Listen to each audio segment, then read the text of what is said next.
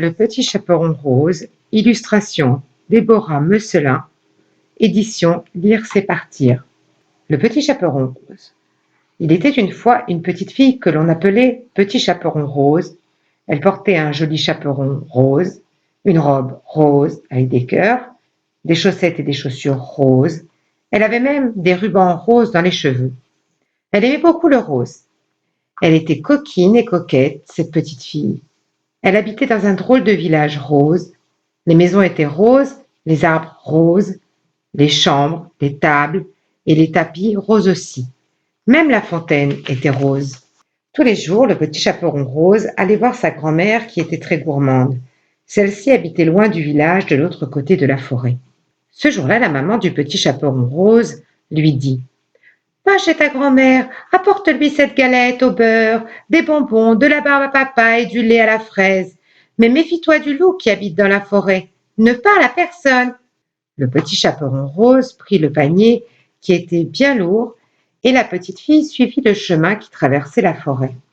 En cours de route, elle rencontra, et c'était bien la première fois, le loup.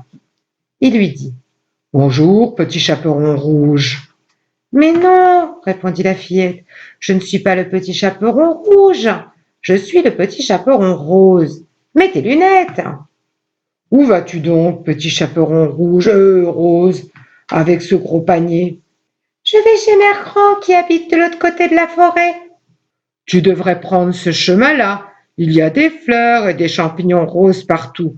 Tu trouveras même des framboises et des fraises des bois. Donne-moi donc ton panier, il est trop lourd pour toi, » dit le loup qui avait une idée derrière la tête. Et le loup partit en courant. Le petit chaperon rose avait choisi le chemin le plus long, mais elle ne le savait pas. Elle cueillit des fleurs et des fruits, elle mangea des fraises et des framboises, elle attrapa des papillons et écouta le chant des oiseaux. Pendant ce temps, le loup arriva devant la porte de la maison de grand-mère. « Toc, toc, toc ! Qui est là ?» dit la vieille femme. « C'est ton petit chaperon rose qui t'apporte un panier plein de bonnes choses. Tire la chevillette et la bobinette, chéra. » Le loup entra en courant dans la chambre avec son panier vide. Il avait tout mangé. La grand-mère vit qu'il n'y avait plus rien dans le panier. Elle devint rose de colère, se jeta sur le loup, le poussa et l'enferma dans le placard. Le petit chaperon rouge arriva à ce moment-là. « Toc, toc, toc ! Qui est là encore ?» demanda la grand-mère. « C'est moi, le petit chaperon rose. Tire la bobinette et la chevillère, chéra, » dit la grand-mère qui perdait un peu la tête. La grand-mère était contente de voir sa petite fille. Celle-ci n'avait plus son chaperon sur la tête. Elle l'avait enlevé pour s'en servir comme panier. Dedans, il y avait des fraises, des framboises, des cerises et des fleurs. La grand-mère prépara un merveilleux goûter, un fraisier, une tarte aux framboises, des crêpes à la confiture de cerises, des yaourts aux fraises des bois.